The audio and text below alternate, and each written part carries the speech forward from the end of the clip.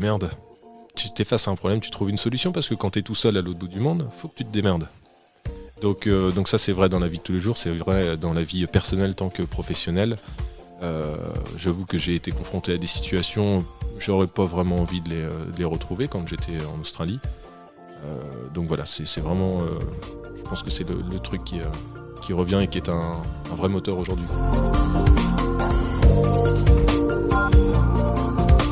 Bienvenue à tous dans ce nouvel épisode de System Sales, le podcast qui donne enfin la parole aux ingénieurs pour partager avec vous leur parcours exceptionnel. Aujourd'hui, j'enregistre un épisode exceptionnel en direct de la Cité du Numérique au Havre dans un studio magnifique avec des équipements super. Vous allez voir, normalement le son de l'épisode va être exceptionnel. Je reçois Benjamin Colbock, PDG de Green System et président de la French Tech Le Havre Normandie. Nous avons évidemment parlé d'entrepreneuriat, de transition énergétique, mais aussi du développement de la tech dans le bassin havrais. Si vous souhaitez soutenir ce podcast et m'encourager à continuer ces passionnantes interviews, je vous encourage à le partager sur tous vos réseaux sociaux favoris, à le noter 5 étoiles sur Apple Podcasts ou Spotify et à laisser un commentaire. Avant de démarrer cet épisode, je voudrais te parler d'une solution innovante que j'ai découverte pour générer des propositions commerciales très rapidement, complètement interactives, dynamiques et beaucoup plus encourageantes vis-à-vis de tes clients qu'un simple PDF. Comme toi, avant, je passais des heures à produire, corriger et envoyer des propositions au format PDF, à les envoyer en pièce jointe d'un email. Cela créait de la frustration de chaque côté, de la part du client qui attendait la dernière minute pour recevoir les informations voulues, de l'angoisse de mon côté car je ne savais jamais comment le support était reçu et perçu une fois le document envoyé. J'ai longtemps cherché un outil qui me permettrait de basculer d'un PDF sans vie en un espace collaboratif entre moi et mes clients, mais aussi entre moi et mes équipes. Aujourd'hui, tout cela est rendu possible grâce à Pan.app, un outil qui va te permettre d'organiser un storytelling poussé et personnalisé pour tes prospects avec des propositions au format web. Si cet outil t'intéresse, je te mets un lien dans le descriptif de l'épisode. Grâce à ce lien, tu auras de ma part 2 mois offerts sur ta licence annuelle. Et voilà, je vous laisse en compagnie de Benjamin dans ce nouvel épisode de System Sales. Bonne écoute. Pardon, il ne faut pas tomber. Non, tu vas te faire disputer par le chef là.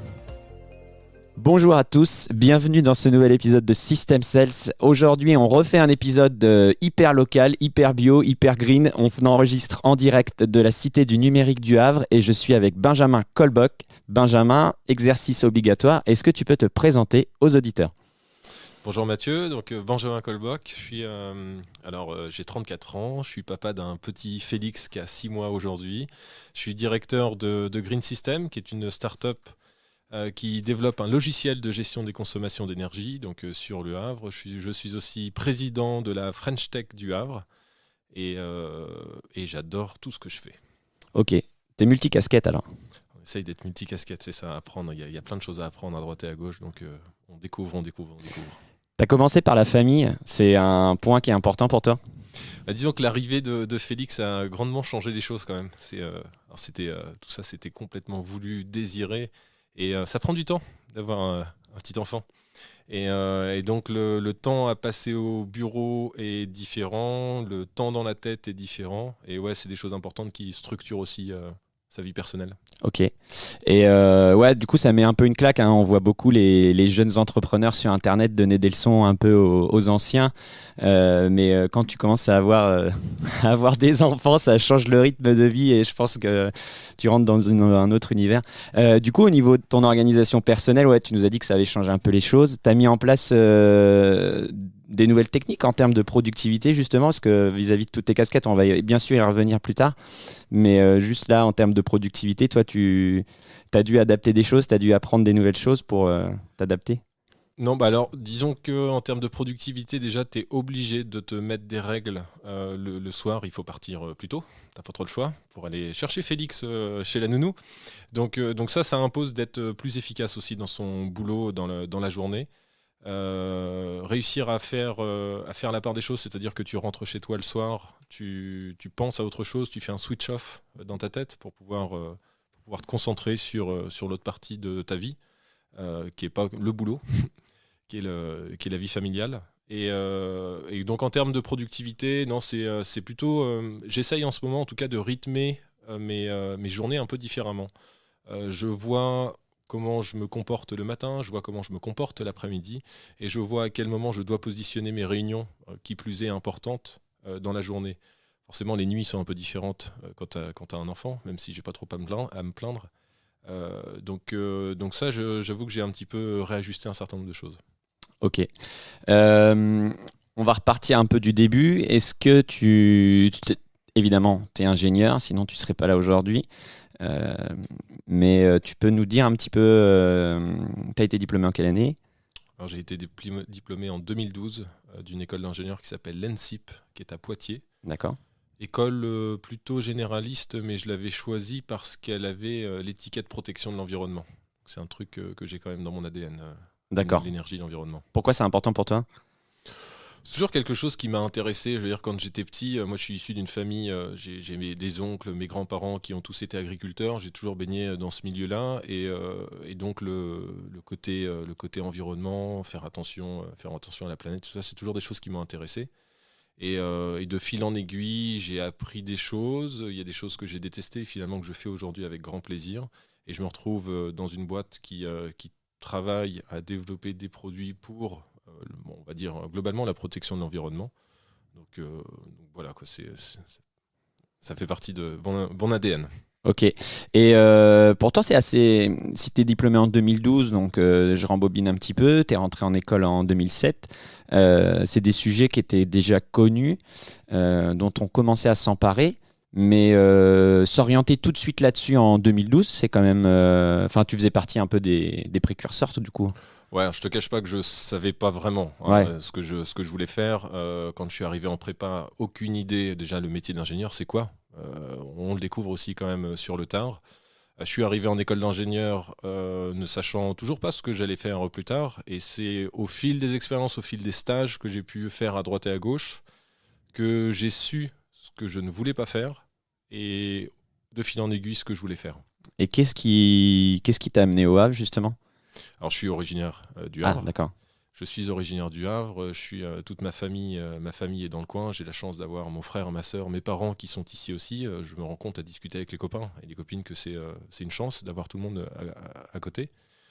La question, c'est plutôt pourquoi je suis revenu sur le Havre. Parce que après mon école, j'ai fait mon stage de fin d'études sur le Havre. Je suis parti en Australie pendant 1 an et demi pour, disons, voir autre chose, faire autre chose, faire le backpacking. Et quand je suis rentré d'Australie, j'ai dit à tout le monde, mais je ne remets pas les pieds en Normandie. Il y a trop de choses à faire ailleurs. Il y a plein de choses à voir. C'est génial, en France, en Europe. Et j'ai commencé à bosser sur Paris, dans une boîte qui s'appelle Lapave, où j'étais inspecteur électrique. J'allais chez les fournisseurs d'EDF pour tout le matériel qui allait partir en centrale nucléaire. En fait, ça ne me plaisait pas. Cérébralement, je trouvais que c'était pas assez stimulant. Et de fil en aiguille, je suis arrivé chez Green System. J'ai rencontré mon boss actuel, qui s'appelle Étienne Mully, entrepreneur depuis 30 ans, dont drivé par l'innovation. Il m'a d'ailleurs vraiment transmis ce virus-là. J'adore bosser avec lui. C'est lui qui m'a présenté tout ça. Et donc, voilà, de fil en aiguille, je suis revenu en Normandie. Ok. Et qu'est-ce que tu as fait en Australie ? Qu'est-ce qui t'a amené là-bas ? Qu'est-ce qui m'a amené là-bas ? C'est l'envie. J'avais toujours au fond de moi envie de partir à l'étranger.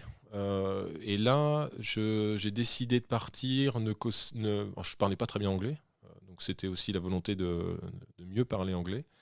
Et je suis parti là-bas en se disant, voilà, on part à la découverte, on va rencontrer du monde, donc on se fait plein de copains, on rencontre des gens, on travaille. Bon, le milieu agricole, je connaissais, donc je me suis retrouvé à travailler dans les fermes aussi. On avait un troupeau de 1200 vaches à gérer. Donc voilà, j'ai fait tout le tour de l'Australie, j'ai fait 30 000 bornes autour de l'Australie, je me suis acheté un van, je suis resté 1 an et demi là-bas à profiter. Ah ouais, d'accord. Sans but particulier, mais juste dans... Apprendre l'anglais et profiter. Ouais, apprendre l'anglais et profiter, quoi. Ouais. Bon, t'as bien raison, je pense. Après, ah ouais, non, c'est une période qu'on peut pas récupérer après. C'est exactement ça, tu vois, c'est ce que j'allais dire. Quand moi j'ai des cousins, j'ai des connaissances qui disent, moi je sais pas trop quoi faire après les études, mais pars en fait.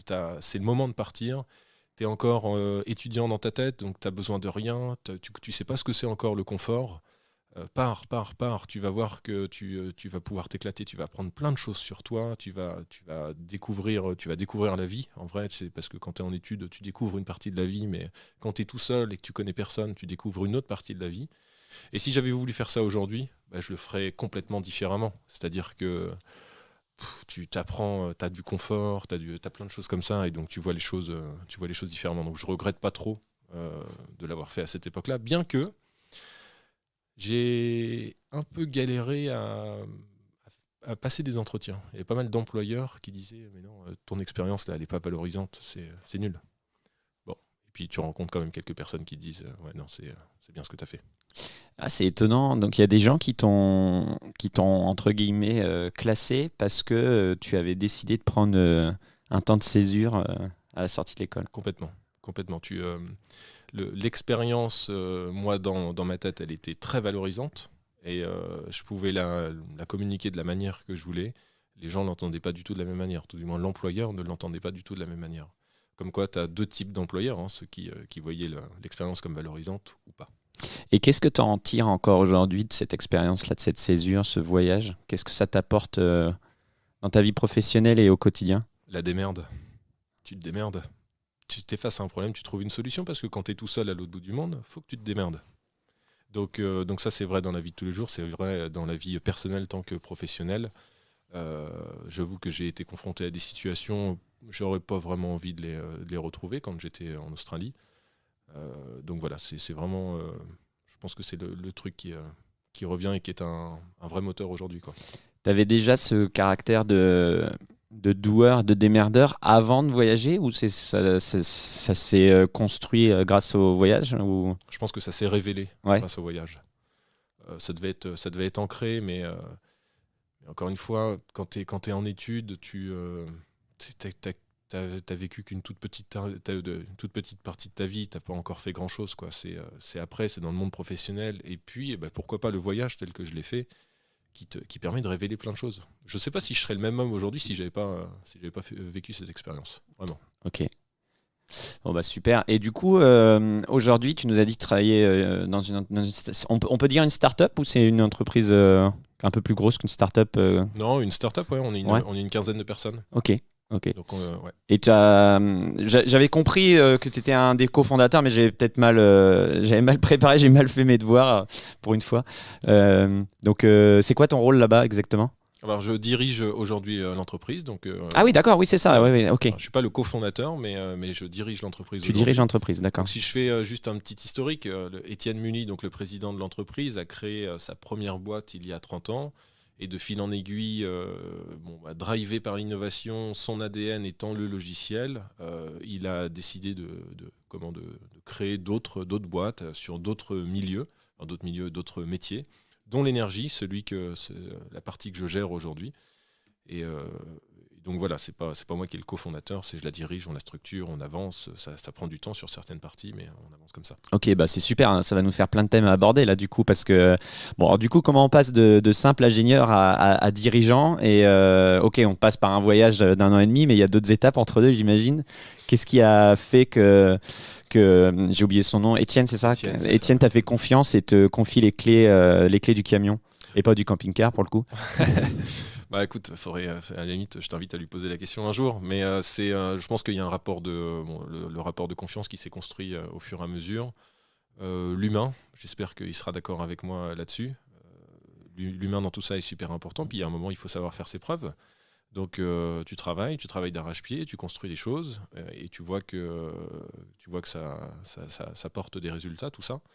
Donc je suis rentré en fait pour construire le premier produit de Green System, parce qu'il y en a quelques-uns maintenant, qui est un logiciel de management énergétique. Et puis de fil en aiguille, d'autres produits sont arrivés. Et puis le besoin de commercialiser, le besoin de faire du marketing, etc. Donc j'ai pris ce rôle de directeur. On m'a attribué ce rôle de directeur. D'accord. Et quels sont t'avais un profil plutôt technique avant ou tu avais déjà une base, tu te sentais déjà une âme plutôt entrepreneuriale ? Ouais, pareil, je pense qu'il y avait toujours ça au fond de moi, mais il y a un moment, il faut des révélateurs, quoi. Donc j'avais ça au fond de moi. Le travail que je fais aujourd'hui, c'est le travail d'un entrepreneur, bien que c'est pas moi qui ai créé la boîte. Mais qui dit entrepreneur dit, encore une fois, de la démerde, construire, mettre en relation, aller chercher des infos aux bons endroits, trouver les petits filons. Et donc c'est comme ça que j'ai avancé. Et première question, du coup, c'est quoi ton plus gros challenge actuellement en tant que dirigeant, justement? Et ça peut être lié au fait d'être. Est-ce qu'il y a un lien justement avec ce gros challenge en étant au Havre? Mais ça, on peut y venir après. Mais aujourd'hui, c'est quoi ton plus gros challenge? C'est quoi ce qui représente les. Là, sur la boîte, c'est de continuer à croître, donc vendre. On a construit un produit pendant 4 ans avec toute l'équipe là, que je félicite au passage.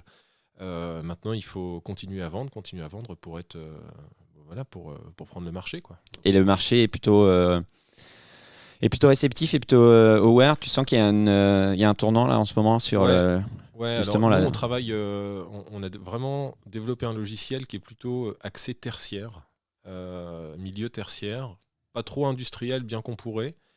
Et effectivement, le marché est aware parce qu'il y a des décrets qui sont parus. Il y a un décret qui est paru il y a 2 ans. Un certain nombre d'arrêtés qui en ont découlé. Et là, les acteurs, les propriétaires, les locataires de surface tertiaire ont des obligations maintenant. Donc nous, on profite de ça et c'est un gros levier. Est-ce que tu sens que la cause que vous défendez, si vous défendez une cause, il n'y a pas que du business derrière, j'imagine, quand on travaille dans une green tech. Est-ce que tu sens que c'est un point important pour tes employés aujourd'hui de participer à ça ou pas? Pour certains, pas tous. Certains rejoignent l'entreprise parce qu'ils sont animés par le développement d'un logiciel. Tant mieux s'il y a une cause, on va dire, protection de l'environnement derrière. Mais on fait toujours attention on porte une attention particulière à embaucher des gens qui sont passionnés par ce qu'elles font. Et quand on embauche par exemple un développeur qui représente 80% de notre effectif aujourd'hui, il faut qu'elle soit passionnée par le développement. Donc là, il se trouve que ces personnes-là développent un logiciel de gestion de l'énergie. Ce pourrait être un logiciel, je sais pas moi, n'importe quoi. Donc pas tous. Certains, mais pas tous. Ok. Et justement, je rebondis un peu là-dessus sur la question des ressources techniques. Comme on sait que c'est un gros challenge aujourd'hui dans les bassins. C'est un challenge à Paris, c'est un challenge dans les gros bassins, dans les grosses villes. Comment vous arrivez à remédier à ça justement pour en trouver des techos on parlera peut-être de la vente et du marketing après, mais justement déjà au niveau ressources tech, comment vous arrivez à attirer des gens sur le Havre? Ouais, alors chez Green System, je vais prendre notre cas. D'autres boîtes pourraient avoir une autre perception des choses. Mais j'ai Thomas dans mon équipe qui est là depuis le tout début, qui est prof à l'université du Havre. Pour ses heures perdues, les vendredis après-midi en particulier, il donne des cours. Et c'est un bon moyen pour nous d'aller chercher les très bons étudiants qui veulent faire des alternances ou qui veulent poursuivre sur des stages ou qui veulent être embauchés par la suite. Donc ce sont là, en l'occurrence, des profils plutôt juniors, mais des très très bons profils. Donc c'est comme ça qu'on fait notre sourcing. Et jusqu'alors, on a eu zéro déception. Ok. Et tu sens que sur le Havre, il y a un développement. Bref, on essaiera d'en parler un peu après. On va essayer de rester un peu sur ton quotidien de dirigeant. Du coup, tu as un peu répondu de manière politiquement correcte au niveau de tes challenges. Toi, un petit peu personnel. Alors, je sais, tes employés, peut-être qu'on leur enverra pas le lien, on leur cachera l'épisode, mais ils le trouveront sûrement. Ouais. Dis-nous un petit peu, qu'est-ce qui, dans tous les jours, qu'est-ce que tu trouves le plus difficile encore au niveau, tu dis que tu as 18 personnes à manager, c'est plutôt dans la partie vente, la partie marketing. De fait de ton parcours, justement, tu es encore jeune, je vais pas demander ton âge, mais tu peux nous le donner. 34 ans. Ouais. 34 ans, voilà, il y a encore pas mal de trucs que tu as à découvrir, justement. C'est quoi alors Alors, ça fait 7 ans que je suis chez Green System. Enfin, ça va faire 7 ans au mois de septembre que je suis chez Green System et j'ai passé une bonne partie des 7 années à construire le logiciel. Donc, gérer toute la partie tech. Ça se construit au fur et à mesure. Il y a besoin de mettre des process en place, besoin de documenter, ce genre de choses. Donc tout n'est pas encore parfait, mais on avance franchement bien. C'est pas la partie la plus compliquée. Là, c'est en tant qu'ingénieur, qui finalement aime bien être au contact, moi personnellement, qui aime bien être au contact du client pour comprendre son besoin, comment on peut y répondre. Il y a l'autre aspect, donc marketing, commerce, c'est quelle va être la bonne tournure de phrase pour convaincre, mais à grande échelle, à travers des emailing, du contenu web, comment on va pouvoir convaincre, comment on va pouvoir travailler, quels sont les process qu'on doit mettre en place, quels sont les outils qu'on doit mettre en place. On a bien travaillé là-dessus, mais on a encore pas mal de boulot là-dessus pour créer du leads, créer du leads et puis continuer à convaincre. Et ça, c'est le challenge. Et en termes de, on voit qu'il y a certaines startups dans la tech justement qui prennent l'axe de dire ok, on va d'abord il y a la technique, c'est important, mais on va mettre un gros paquet sur le marketing pour essayer de positionner la marque tout de suite et en faire quelque chose d'énorme, même si derrière ça peut bloquer au niveau des ventes ou quoi que ce soit. Est-ce que c'est un truc que tu as conscience, ça, ou tu penses finalement, toi, tu es sur un marché qui est assez ouvert et que prendre son temps, ça va aussi? Non, je pense que il faut prendre son temps, c'est bien, mais il ne faut pas trop prendre son temps trop longtemps quand même. On sait qu'on a un travail sur notre marque à réaliser. On ne l'a jamais fait. Très honnêtement, on ne l'a jamais fait et il va falloir qu'on arrive à le faire. Ça passe par plein de choses à mettre en place. On a conscience, et c'est important d'avoir conscience aussi de ses défauts. On a beaucoup de défauts sur ces parties-là. Il faut qu'on y remédie.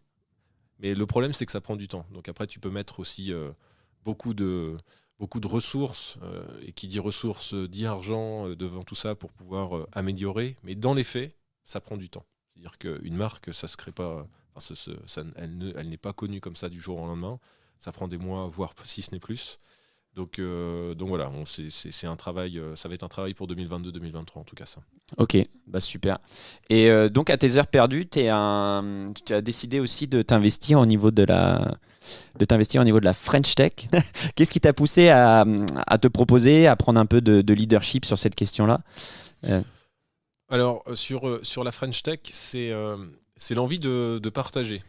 J'ai toujours beaucoup appris des autres. Alors je pense que jusqu'à la fin de ma jour, je continuerai d'apprendre des autres. Mais jusqu'à il y a peu de temps, je ne transmettais pas beaucoup. Et en fait, je me suis rendu compte assez naturellement que je commençais à transmettre des choses, partager des choses. Et les personnes avec qui je discutais, qui apprenaient de moi, étaient satisfaites et aimaient ce que je pouvais dire. Et donc la French Tech, c'est un petit peu ça. C'est l'envie d'accompagner alors en l'occurrence des porteurs de projets, puisque ça a été ça en tout cas. On a été le vivier de la création d'une dizaine de startups ici, de la legal tech, de la prop tech, de NFT, enfin tout ce monde technologique. Et donc moi j'en suis arrivé là, c'est vraiment pour partager, pour aider quoi. Et principalement ça.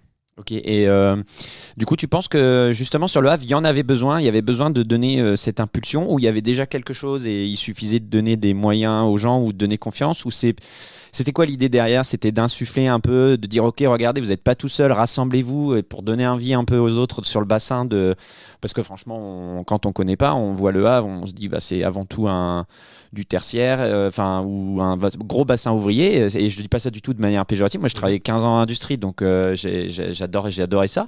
Mais on ne voit pas encore le Havre comme un pôle tech, justement. Merci de le dire. Non, mais je sais pas si c'est ça, mais c'est complètement ça. Et en fait, le problème, c'est que jusqu'alors, tu étais porteur de projet. En fait, t'avais rien pour t'accompagner. Tu savais pas comment faire. Tu vas à la capitale, tu vas à Paris, tu es porteur de projet, tu peux taper à plein de portes pour être accompagné, surtout si c'est un projet dit innovant, technologique. Tu vas à Rouen, c'est le cas. Tu vas à Caen, c'est le cas. Au Havre, il n'y avait rien. Donc la French Tech, c'était ça. C'est ça, pardon. Tu viens, tu as ton projet, et bien on va t'accompagner pour faire en sorte que ton projet devienne une entreprise. Et si c'est une entreprise, alors comment faire en sorte que tu rencontres de la croissance et de l'hypercroissance derrière. Donc on n'en est pas encore là. Ça fait combien une petite année qu'on a ouvert. Donc tout se construit au fur et à mesure. Mais voilà un petit peu ce qui m'anime aussi aujourd'hui, quoi. Ouais, toi, tu as envie de dire. Enfin, je vais pas te paraphraser, je vais pas inventer, mais en gros, ce que tu as envie de dire, c'est aux jeunes entrepreneurs, enfin, jeunes ou moins jeunes, allez-y, lancez-vous parce qu'il y a des gens pour vous accompagner. Mais ouais, et puis il y a plein de choses à faire. Là, en l'occurrence, sur le Havre, on est un port. Il y a un port qui est gigantesque avec des flux multimodaux énormes, de la logistique. Il y a du tertiaire, comme tu le dis, il y a de l'industrie. T'es porteur de projet, viens, parce qu'il y a un vivier d'innovation ici qui est extrêmement important. Et donc, on aimerait qu'il y ait plus de monde et puis voilà, que ça prenne, que ça porte et qu'on connaisse le Havre aussi comme une terre d'innovation. Ok. Et quand vous avez. Ça a été quoi les challenges au démarrage justement de la French Tech? Parce que de mémoire, ça correspond à peu près au début de la crise sanitaire. Ouais, c'est ça le problème. Ouais. Vous avez pris. On a, il y a la crise sanitaire, donc il y a les confinements qui sont arrivés au moment où on devait ouvrir le bâtiment, la cité numérique, hein, qui est le bâtiment totem de la French Tech. Et puis bon voilà, toutes les ouvertures ont été repoussées, donc les événements ont été repoussés, donc notre communication a été repoussée, donc on n'a pas pu faire tout ce qu'on voulait. Malgré tout, encore une fois, on a fait un certain nombre d'événements, on a accueilli un certain nombre de porteurs de projets, de startups qui se sont créés. Moi je trouve qu'on a un bilan qui est admirable. L'équipe de la French Tech, 6 personnes ont fait un boulot qui est admirable également. Donc voilà, on est parti de zéro, on a quand même construit des belles choses aujourd'hui. C'est quoi les achievements qui te plaisent le plus alors, justement? Là, tu vois, je parle beaucoup des porteurs de projets, des startups, c'est ça, quoi. Je suis trop content qu'on ait réussi à pouvoir embarquer des gens, des équipes vers la constitution de leurs entreprises respectifs. Quoi. Tu sens qu'il y a un engouement sur le bassin pour les startups, justement, pour cette nouvelle économie? Et est-ce que je te dis ça parce que toi, quand il y a des intervenants qui sont venus, ils ont trouvé un petit peu ça entre guillemets un peu moumou, les gens pas très réceptifs aux nouvelles méthodes de marketing, à la nouvelle méthode de vente peut-être. Et puis le dernier point, c'est quand tu crées, tu as besoin d'argent. Des fois, je pense que l'écosystème parisien pour lever des fonds, etc., est très dynamique. On voit que l'argent est là. Mais est-ce qu'aujourd'hui, pour un entrepreneur qui voudrait se lancer au Havre, il faut qu'il aille chercher l'argent à Paris quand même, ou il y a quand même... Tu arriveras à trouver sur le Havre aussi, mais forcément ce sera peut-être un petit peu compliqué, un peu plus compliqué, tu auras probablement un petit peu moins de choix, mais on veut quoi? On veut rien faire ou on veut faire quelque chose? Et puis quand tu veux faire quelque chose, tu pars aussi de la situation de référence. La situation de référence, elle est nulle, il n'y avait rien, donc ça prend du temps tout ça. Donc voilà, on est encore une fois, je le répète une deuxième fois, on est arrivé avec une dizaine de startups qui ont été créées. Donc maintenant, la situation de référence, c'est ça. Et puis on avance. Et puis on va faire en sorte, on va travailler pour que l'innovation fasse aussi partie de l'ADN de ce territoire, parce que c'est vraiment pas encore suffisamment le cas. Il y avait d'autres ambitions que incuber des startups pour la French Tech. Il y avait aussi des missions d'accompagnement au numérique ou des choses... Ouais, de l'accompagnement au numérique pour les enfants en particulier. On a un... Comment on appelle ça? Désolé, je trouve l'espace robotique, impression 3D en bas, j'arrive pas à retrouver le mot, qui a permis de former un certain nombre d'enfants à toutes ces thématiques. Donc on a besoin aussi de leur montrer un petit peu ce que c'est la robotique, l'impression 3D, le numérique de manière générale, parce qu'il n'y a pas que la tablette, l'iPad qui est à la maison, il y a plein d'autres choses qui permettent de construire de magnifiques choses. Et puis il y avait tout un aspect formation également. Je sais que tu avais interviewé Cyril Pierre de La Roquette. La Roquette est venue à plusieurs reprises ici pour faire des interventions, et puis on est en train de voir si on va pouvoir constituer l'école de La Roquette aussi sur le Havre. Et puis la formation, ça va passer par l'école 42 qui va s'installer là. Donc on se félicite tous de l'école 42 qui va venir ici. C'est quand même un moyen pour bon nombre de personnes d'être formées gratuitement au métier du numérique. Et donc pour moi, en tant que directeur de Green System, demain savoir qu'il y a des étudiants qui vont sortir, des étudiants qui vont sortir de 42, c'est quand même un gros vivier de développeurs. Ah bah oui, c'est un cercle vertueux après derrière. Ouais. Et pour avoir vécu un plan social il y a pas si longtemps que ça, quand tu commences à regarder les reconversions possibles, tu te disais bon, c'est un peu short quand même les possibilités. Et en fait, demain de dire bah il y a une école pour coder, même si à 40 ans tu veux t'y mettre, ou une école pour devenir ou apprendre la vente. Ouais, moi aussi je trouve ça super cool quoi. Franchement. Et c'est tant mieux, franchement. Alors, je connais pas encore exactement comment tout ça va se passer, mais effectivement, demain, n'importe qui peut apprendre le code, n'importe qui peut apprendre la vente, parce que les pédagogies sont simplifiées. Enfin, c'est autre chose que la pédagogie qu'on connaît quand on était à l'école. C'est différentes pédagogies. Et les résultats, quand on regarde les stats, je les connais pas, hein, mais quand on regarde les stats, elles ont l'air d'être excellentes, quoi. Donc on se félicite de ça. Ouais, ok, super. Et par rapport à ça, justement, qu'est-ce que toi, dans un monde idéal, si tu avais une baguette magique, qu'est-ce que tu souhaiterais aujourd'hui insuffler dans la French Tech, justement? Dans la French Tech. Qu'est-ce que je souhaiterais insuffler dans la French Tech? Peut-être plus d'accompagnement encore qu'on pourrait l'avoir aujourd'hui, des différents partenaires locaux, les acteurs publics, les acteurs privés. On en a certains qui nous accompagnent. On a créé de beaux partenariats. Mais si on pouvait en avoir plus, qui permettrait d'aller encore plus loin, parce qu'il y a vraiment quelque chose d'important à faire ici. Si on se compare aux autres villes de Normandie, on a encore du chemin à faire. Et donc voilà, un coup de baguette magique, ce serait continuer à vouloir faire bouger les choses ici, quoi. Tout à l'heure, il y a un mot que tu as prononcé, tu dis il y a une startup liée un petit peu au NFT, au Web3, j'ai noté parce que du coup, ça fait un peu, je pense que les gens, là, ils vont avoir les oreilles, il y en a soit qui vont avoir les oreilles qui vont sauter, soit d'autres qui comprennent rien. Justement, est-ce que c'est pas l'occasion, c'est une économie qui commence à décoller, il y en a qui y croient, il y en a qui y croient pas, mais est-ce que ce serait pas l'occasion justement au Havre de se positionner sur ce créneau-là? Alors, se positionner sur ce créneau-là, je sais pas, mais en tout cas, il y a une start-up ici, Culinaire, elle s'appelle, qui fait ce boulot-là. Alors, Culinaire, malheureusement, je vais pas le dire, l'expliquer aussi bien que les trois cofondateurs, mais les grands chefs créent des grands chefs de restaurants. Dans les restaurants, créent des œuvres gastronomiques. Ces œuvres, elles sont éphémères, et comment on va faire en sorte de les inscrire dans la blockchain pour que cette œuvre ait une valeur. Et donc, Culinaire s'est créé ici. On a accompagné Culinaire à la French Tech. Et donc, faire en sorte que le Havre soit territoire NFT, je sais pas si on peut faire ça. Je sais pas si on peut faire ça, mais en tout cas, il y a des choses qui se passent ici. C'est quoi tu saurais définir NFT là juste non, honnêtement, tu sais pas. Ah, non, c'est des trucs des C'est quoi? C'est non fungible token. Ouais, c'est ça. Bon, je connais pas suffisamment. C'est vraiment c'est super intéressant par contre ce truc-là. Hein, et ça émerge. Ça a émergé et ça pousse énormément. Faut s'y intéresser. Il faut que tout le monde s'y intéresse. Ça reste, à mon sens, trop. Il y a trop de mots compliqués à utiliser pour des choses qui finalement pourraient être dites de façon plus simple. Oui, complètement. Hein, ouais. Ça pourrait être accessible à un plus grand nombre de personnes. Mais je sais pas, peut-être que c'est choisi par les personnes qui communiquent autour des NFT d'utiliser des mots compliqués que personne ne peut comprendre. Bon, voilà, c'est un milieu que je connais pas encore trop. Je m'y intéresse, mais doucement.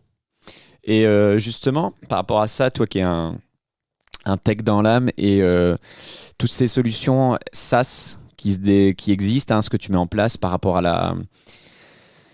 la collecte de données, l'optimisation énergétique, etc. dans le tertiaire, est-ce qu'il y a des applications possibles pour la blockchain justement plus tard? Parce que là aujourd'hui les data elles convergent de collecteurs avant dans le cloud, etc. Est-ce que c'est des sujets qui vous intéressent vous aujourd'hui, créateurs de logiciels justement, la blockchain? Pas aujourd'hui, mais moi par contre je le regarde. Je regarde un petit peu comment on pourrait utiliser ça, parce que la blockchain peut être un moyen de sécuriser une information qui, entre propriétaires et locataires par exemple, peut être essentielle. Donc on ne l'utilise pas encore. Je dis encore parce que je pense qu'un jour on l'utilisera. Mais ça nécessite des compétences supplémentaires et un dirigeant, ça fait quoi? Ça fait s'entourer des compétences qu'il n'a pas. Et je pense qu'il faudra aller chercher cette compétence le jour où on voudra travailler dessus. Ok, très bien. Alors, sans transition aucune, je regarde à travers la fenêtre, je vois le beau bassin, Vauban, et du coup, ça m'inspire. On a parlé de Le Havre comme un pôle tech en devenir, et il ne faut pas rater le train en marche, parce que le train de la tech va vite. Qu'en est-il de la positionnement du Havre sur la transition écologique, justement? Parce que, alors je sais pas si c'est un sujet que tu maîtrises aussi, de par ton positionnement professionnel avec Green System, je pense que c'est un sujet qui t'intéresse. Donc aujourd'hui, est-ce que c'est pareil? Est-ce qu'au niveau de la transition écologique, tu vois des choses au Havre qui se montrent et est-ce que tu vois des synergies possibles justement avec la French Tech? Alors, quand on parle de transition écologique, si je me recentre sur mon métier, sur la gestion de l'énergie, je vois qu'il se passe des choses. Pour discuter avec les acteurs publics, il se passe des choses. Ils sont très proactifs d'ailleurs, les acteurs publics, donc la métropole du Havre, la ville du Havre. Et je les félicite là-dessus. Il y a vraiment des belles choses en devenir. Je constate aussi que Siemens s'est installé, Siemens Gamesa, avec toute la construction, la fabrication des éoliennes qui vont partir en mer. Donc il se passe des choses ici, point de vue de l'énergie. Après, côté écologie, est-ce qu'il se passe des choses? Oui, quand on regarde le hangar 0 qui permet de faire du réemploi, qui permet d'accueillir des restaurateurs, des boutiques. Il y a pas mal de choses qui se passent à ce niveau-là aussi. Après, on peut toujours faire plus. L'intérêt n'est pas faire du greenwashing. Il faut être concret, il faut être acteur. Voilà, je ne peux pas te dire ce qui se passe de plus, mais forcément qu'il se passe des choses. Je sais pas, toi, en tant qu'Havrais, peut-être que tu vois des choses aussi? Nous, on a vu émerger des tiers-lieux là, sur Fontaine-la-Mallée, donc je ferai un épisode là-dessus. Donc je salue Nicolas, Guillaume, qui passeront, donc le tiers-lieu à Fontaine-la-Mallée, la Chaumière. Ok, écoute, on a parlé de transition écologique, on a parlé de la French Tech, c'était super intéressant. On va parler un petit peu de toi du coup. Quelle personnalité aujourd'hui t'inspire le plus au niveau, ça peut être au niveau entrepreneurial, ça peut être au niveau. M'inspire le plus. Ouais. C'est une question, je me dis, je vais commencer à poser aux invités parce que quand je vois par exemple la fascination qu'ont les gens pour Elon Musk, par exemple, ça me dépasse un peu. C'est ce que j'allais dire. C'est vrai? Ouais, c'est ce que j'allais dire. Alors, il me fascine, il m'inspire. Je sais pas s'il m'inspire, mais en tout cas, il me fascine. Ce mec est ouf. Là, quand tu vois l'histoire du rachat de Twitter, c'est un truc de malade quand même. C'est une autre dimension. Donc c'est vraiment la fascination. C'est pas, je suis pas inspiré plus que ça par cette personne parce qu'en plus il est quand même. Alors il faut savoir l'être aussi de temps en temps, mais il est relativement clivant, je trouve aussi. Mais c'est fascinant cette capacité à créer alors des entreprises en plus qui sont celles qu'elles sont. Tesla, SpaceX, Neuralink, là, mettre des puces dans le cerveau. C'est des projets qui sont tous complètement différents Et tiens, du coup, justement, par rapport à ça, on voit qu'aujourd'hui, il y a beaucoup d'entrepreneurs ou même de dirigeants qui prennent de plus en plus la parole sur les réseaux sociaux, qui se mettent en avant. Et du coup, ça aide aussi à propulser leur entreprise sur le devant de la scène. Est-ce que toi, c'est quelque chose que tu serais prêt à faire, à te mettre un peu plus en avant personnellement? Enfin, t'as pas l'air timide. En plus, tu prends la présidence de la French Tech depuis 2 ans, donc t'es quelqu'un qui a l'air plutôt à l'aise. Est-ce que comment tu vois ça justement l'année? J'ai failli dire nécessité pour moi, c'est presque maintenant devenu une nécessité, d'aller incarner son entreprise sur le net, mais. Tu vois, avant que tu dises c'est une nécessité, j'allais dire, je pense que c'est nécessaire. Je pense que c'est nécessaire. Par contre, je sais pas le faire. Et il faut que j'apprenne à le faire parce que c'est aussi comme ça que tu véhicules l'image, la marque de ton entreprise. Et c'est quelque chose qu'il faut que j'apprenne à faire. Tu vois, Elon Musk, il sait faire ça. Ce mec, c'est un as du marketing. C'est un as de la communication de soi en particulier sur Twitter. Donc ouais, c'est des choses qu'il faut que j'apprenne. Je ne sais pas le faire aujourd'hui. Très Bah, honnêtement. en France, à une époque, on avait aussi Xavier Niel qui prenait. Ouais, Bon, c'est alors, vrai. il n'y avait pas encore l'essor des réseaux, mais Xavier Niel prend souvent la parole, prenait souvent la parole pour C'est vrai. mettre en avant la marque Free. Euh, le PDG de Leclerc, Michel-Édouard Michel Leclerc. Edouard, il prend énormément la parole sur LinkedIn aussi. Ouais. Bon, t'en es pas à ce niveau-là, Ah non, mais j'en suis pas à ce niveau-là, mais c'est des choses que j'ai en tête et j'en parle souvent avec Pauline, avec qui je bosse beaucoup chez Green System au marketing. C'est comment on pourrait faire tout ça. C'est quoi le. Parce qu'il y a je pense qu'il y a une stratégie aussi à adopter là-dessus. bien Le sûr. Ouais. personal branding, c'est quelque chose. Comment tu vas communiquer? Est-ce que tu décides d'être clivant ou pas? Parce que ça peut être une stratégie aussi à employer. C'est pas trop mon truc ça, d'être clivant. Mais voilà, c'est pas un métier, mais c'est une compétence en tout cas qu'il faut savoir acquérir. Alors, je sais pas, il faut toujours démêler le vrai du faux sur LinkedIn, mais il y a beaucoup de métiers qui se créent autour de cette communication des CEO pour les emmener sur les réseaux, donc soit des ghostwriters, des copywriters, des conseillers en images, etc. Tu comprends cet écosystème qui se crée autour de ça? Tu sens que toi, en tant que CEO, c'est un vrai besoin? Tu serais prêt, toi, à confier ton image à quelqu'un ou... Confier mon image, non.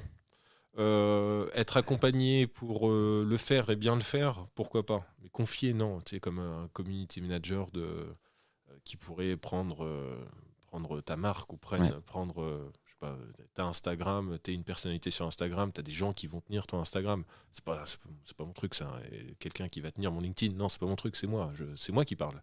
Par contre, savoir parler sur ce type de réseau, pourquoi pas. Apprendre à savoir parler sur ce type de réseau, pourquoi pas. Bon, ça passe par, pourquoi pas des formations, hein, je sais pas.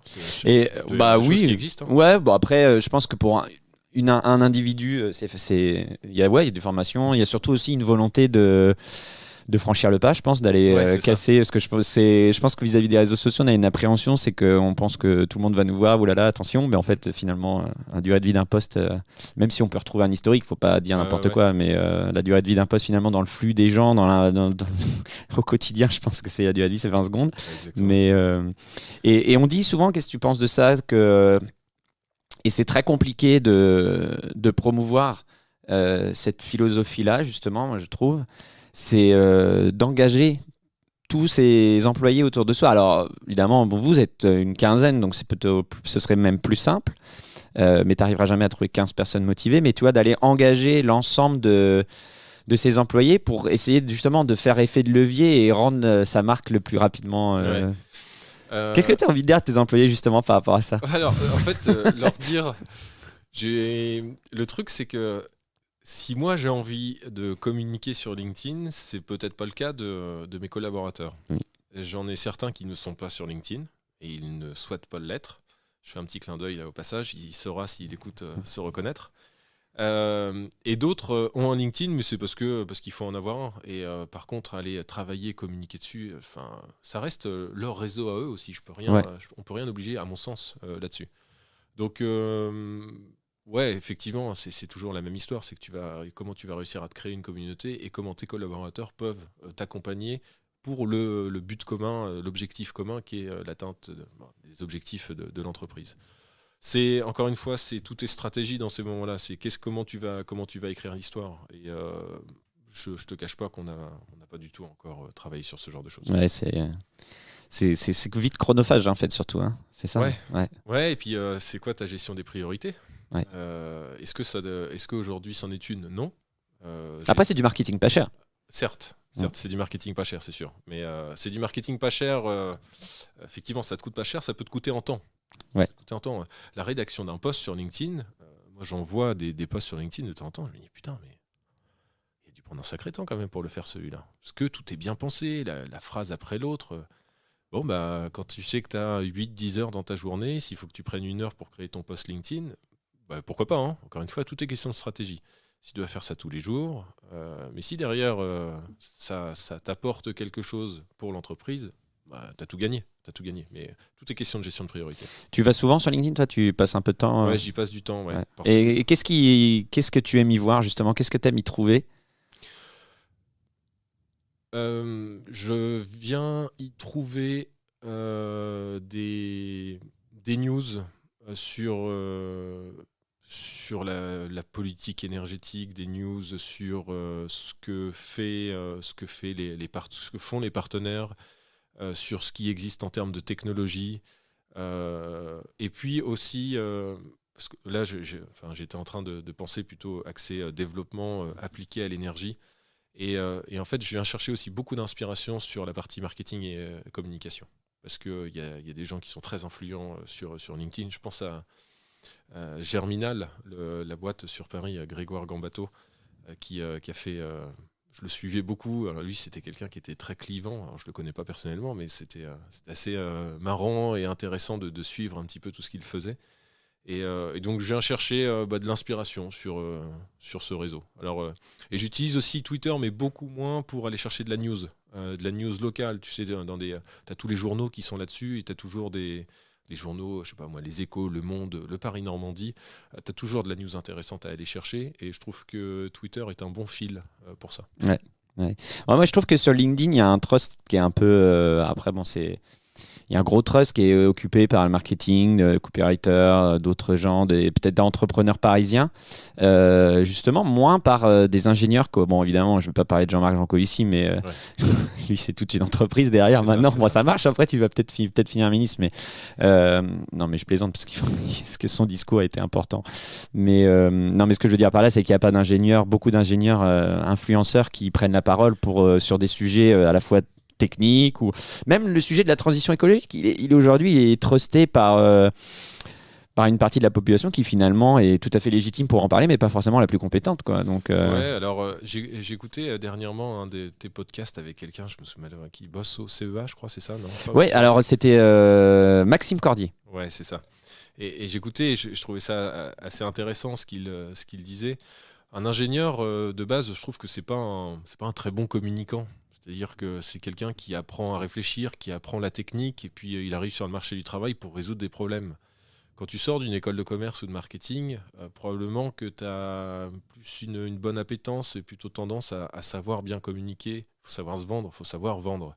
Donc probablement que ça se ressent aussi sur les réseaux, et en particulier sur LinkedIn, où tu vas avoir plus de personal branding en particulier.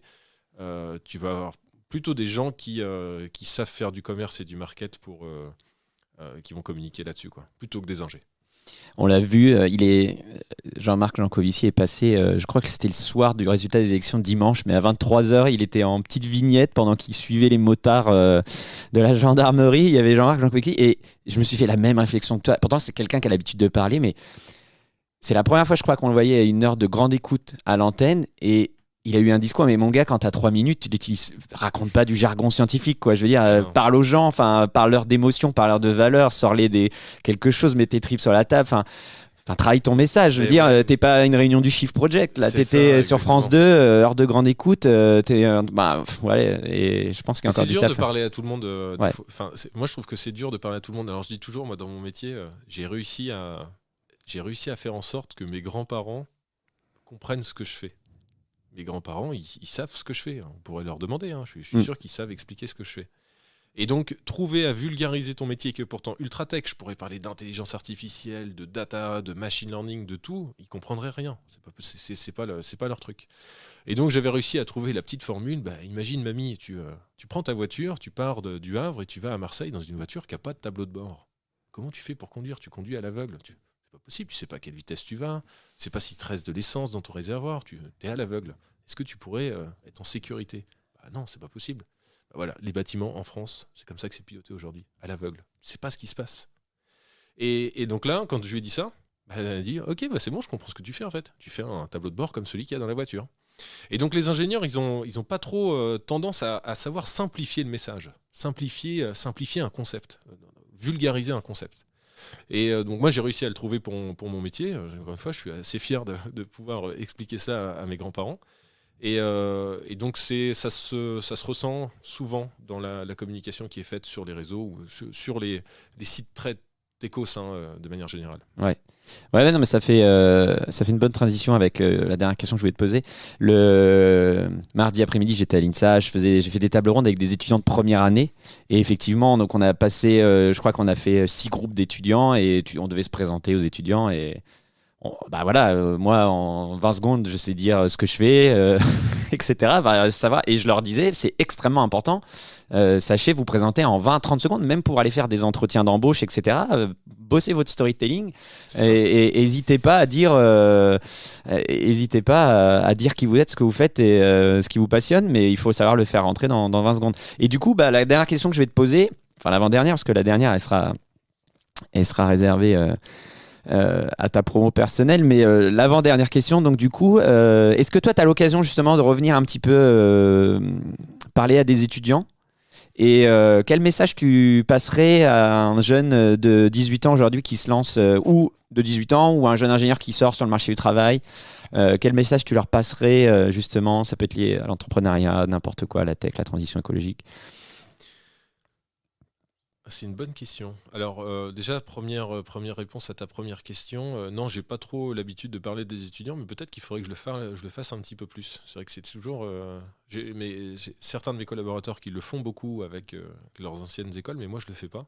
Et qu'est-ce que je dirais aujourd'hui à un étudiant qui sort de l'école d'ingénieur en plus? Parce que école d'ingénieur, je trouve qu'on te met dans le cerveau pas mal de choses.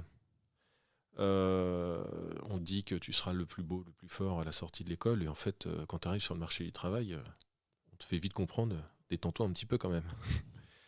Donc ça, je pense que c'est quelque chose que je dirais. Détends-toi en fait, il y a pas de... C'est trop cool le marché du travail, c'est trop cool la vie professionnelle, t'apprends énormément de choses, et fais en sorte de trouver ton bon partenaire, ton bon binôme dans la boîte dans laquelle tu vas aller pour apprendre, parce que sur les premières années de ta vie professionnelle, tu as tout à apprendre. Tout ce que tu as fait en école d'ingé, c'est de la théorie. C'est essentiel pour structurer ton cerveau, on va dire ça comme ça. Mais derrière, la vie professionnelle, c'est complètement différent. Et tu as plein de choses à apprendre pour que tu puisses mieux enseigner par la suite. Parce qu'il y a un moment, il faut savoir partager. Donc, sois à l'écoute. N'arrive pas avec tes grands sabots. T'as tout à apprendre des autres. Oh, tu vois, t'as des choses à dire. En plus, tu l'as dit tout à l'heure, t'aimais bien transmettre, puis les gens étaient contents de t'écouter en général. Ouais, alors, je sais pas, faudrait leur demander. Moi, c'est le sentiment que j'ai. Ouais, c'est ça. Non, après, c'est ce qu'on dit. Au fait, le fait de transmettre pas forcément d'enseigner, mais au moins d'essayer de transmettre, que ce soit un stagiaire, un alternant. Alors en entreprise, moi j'ai toujours trouvé ça compliqué. Je préfère avoir du temps à l'extérieur pour discuter et puis proposer des choses. Mais je trouve le temps de l'entreprise c'est toujours un peu compliqué pour transmettre des choses. Moi je trouve. Ouais, alors je sais pas. Chez nous, je trouve qu'on arrive à transmettre pas mal de choses.